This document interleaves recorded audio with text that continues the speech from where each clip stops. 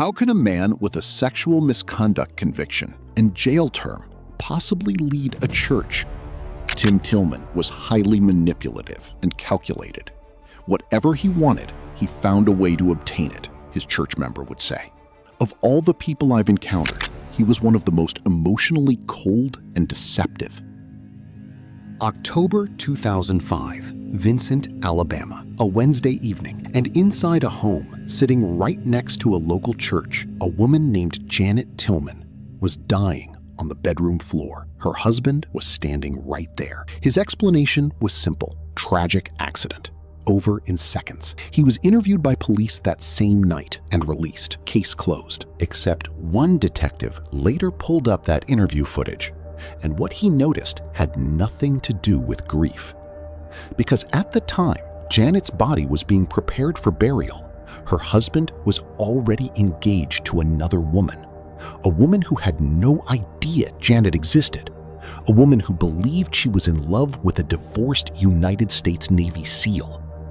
Two names, two identities, two lives running at the same time, and a life insurance policy sitting in the background with Janet's name on it. So was this really an accident? Or was Janet Tillman's death the final step in a plan her husband had been quietly building for years? This is brought to you by true crime verdict Timothy Dan Tillman, known to most as Pastor Tim. But before Vincent, Alabama, before that church, before that congregation, there was a trail, and that trail tells you everything. It started in Jacksonville, Florida, December 1983. Tim met a woman named Janet Lita. They fell in love, married shortly after, and began building a life together. By 1986, they had their first daughter, Jessica. By 1991, their second daughter, Tiffany. On the surface, a family man, a devoted father, a husband. But court records and investigative findings would later reveal that behind closed doors, Tim Tillman had a pattern, and that pattern had a cost. In 1995, the family relocated from Florida to Minneapolis, Minnesota. According to investigators, that move was not simply a pastoral opportunity. It was an exit. Financial issues, inappropriate conduct, the kind of behavior that quietly forces a man out before anyone asks too many questions. Minnesota gave him a fresh start. But Tim Tillman could not stay out of his own way. Records show that in Minnesota, he was arrested for solicitation of a prostitute. He pleaded guilty and served time in jail. Janet, by this point carrying years of hurt, went to stay with her sister. She was done. Until he was released early, came back, apologized, and she took him back. By 2003, the family had relocated again, this time to Vincent, Alabama, population just over 2,000. Tim began preaching at a local church called Vincent Revival Center, and within a short time, he was appointed their pastor. A new town, a new title, but the same man. So the question investigators would eventually ask is, how does a man with his history end up leading a congregation? And more importantly, what was he really doing there? September 2005, Hurricane Katrina had just devastated Louisiana and the Gulf Coast. Communities across the country were responding, and Pastor Tillman saw an opportunity to do something meaningful for his congregation. He proposed a fundraiser, a turkey shoot, held every Saturday throughout October. Participants would pay per shell, load rifles, and shoot at target images of turkeys. Simple, community-driven, charitable. On the surface, it looked like exactly what a pastor should be doing. By the third Saturday of October, the event had run smoothly. But at the end of that session, one of the guns jammed. A church member offered to take it away and have it repaired. Pastor Tillman declined. He thanked the member politely, but said he preferred to take the weapons home himself, for safekeeping. Before loading the guns into the trunk of his vehicle, Tillman and two church members, Jimmy Abbott and Mark Green, personally checked each weapon, confirmed they were all unloaded, then placed them in the trunk.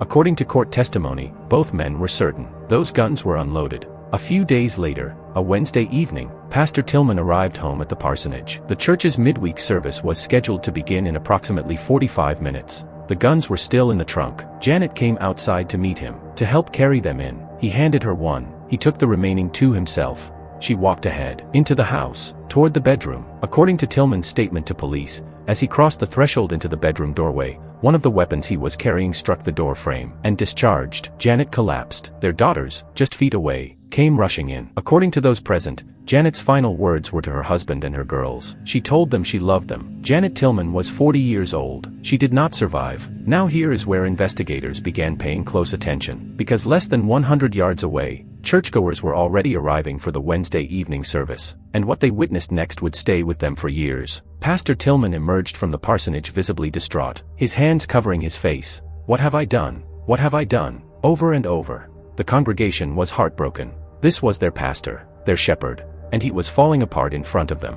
As a formality, authorities brought Pastor Tillman to the station that same night to give a statement. He acknowledged that he had been holding the weapon when it discharged. He maintained it was a tragic accident. He was released. No charges. No further detention. Case closed, as far as local authorities were concerned. But here is the question that would not go away. Those weapons had been checked, twice, by two church members who were both present and certain. So how does an unloaded gun discharge? And why was it so important to Pastor Tillman that he, and only he, was the one to bring them home? Janet's family did not accept the accident narrative, not for a single moment. When Janet's sister Joan received the news, she immediately contacted their brother. His response, according to family accounts, was instant. "This is no accident. Something doesn't feel right." Joan herself had been close enough to the marriage to know things the congregation didn't. And when the family sat down with Pastor Tillman in the aftermath of Janet's death, what struck them most was not his grief. It was what he never said. In that entire meeting, Tillman never once offered an apology to Janet's family. He simply repeated over and over that it was not his fault. That meeting ended Joan's doubt.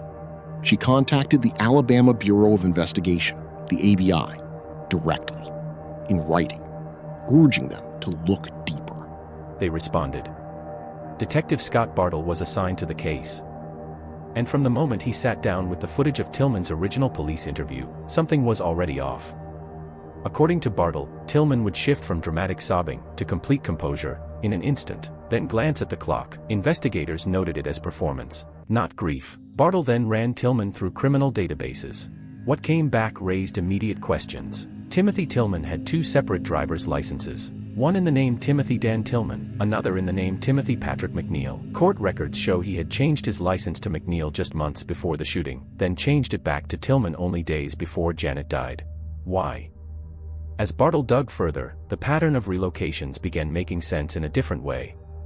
Each move, Florida, Minnesota, Alabama, was not simply a pastoral opportunity. According to investigative findings, each one followed a pattern of misconduct, financial issues, inappropriate encounters, behavior that quietly forced him out. In Minnesota, records show he began an affair with a church member that ended his role there. He then took a civilian job, and according to court records, was arrested for solicitation of a prostitute. He pleaded guilty, served time. Janet had finally walked away, moved in with Joan, started rebuilding. Then Tillman was released early. He came back, and they ended up in Vincent. But here is where the investigation shifted entirely. When Bartle pulled Tillman's phone records, he found something that reframed everything. Numerous late-night calls, consistent and ongoing, to a woman named Molly Beatsy. Authorities contacted Molly, and what she told them was staggering. Molly had been in a relationship with Timothy Tillman for 10 years, but she did not know him as Timothy Tillman.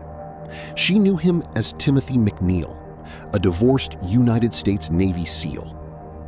According to investigators, Tillman had obtained parts of a military uniform, believed to be from a surplus store, and sent Molly a photograph of himself wearing it, complete with a name badge bearing his fictitious identity. The driver's license in the same name was used to support the deception. Molly was completely unaware that Janet existed. Court records show that 5 months before Janet's death, Tillman had written letters to Molly, telling her he looked forward to her becoming a mother figure to his daughters. 2 months before Janet died, he proposed. Molly and Timothy Tillman were officially engaged at the time of Janet's death. And then there was the life insurance policy. Taken out in 2001, Janet's name on it, her husband listed as the primary beneficiary. But it was a forged signature that finally gave Detective Bartle what he needed. Months after Janet's death, an insurance company contacted Joan looking for Janet regarding a $5,000 loan. The check, they confirmed, had been signed nearly 3 months after Janet was already buried. Timothy Tillman had signed his dead wife's name. That forgery gave Bartle the legal grounds to make an arrest. And once Tillman was in custody, the interrogation would reveal just how deep the deception actually ran. In early 2007, Tillman was arrested on the forgery charge. During interrogation, authorities noted he gave at least 7 different versions of the shooting. A grand jury now concluded that Tillman had intentionally killed his wife in order to collect the proceeds from his wife's life insurance and to move on with the new girl. During interrogation, he became furious and angrily answering questions from detectives. His bond was set on $500,000. By 2009, he stood trial for both forgery and murder. 2 church members testified those guns were unloaded. The jury deliberated 2 hours. Guilty. Life in prison. He appealed twice, lost both times. He remains incarcerated today, eligible for parole in 2029. This case was not built on one moment of rage.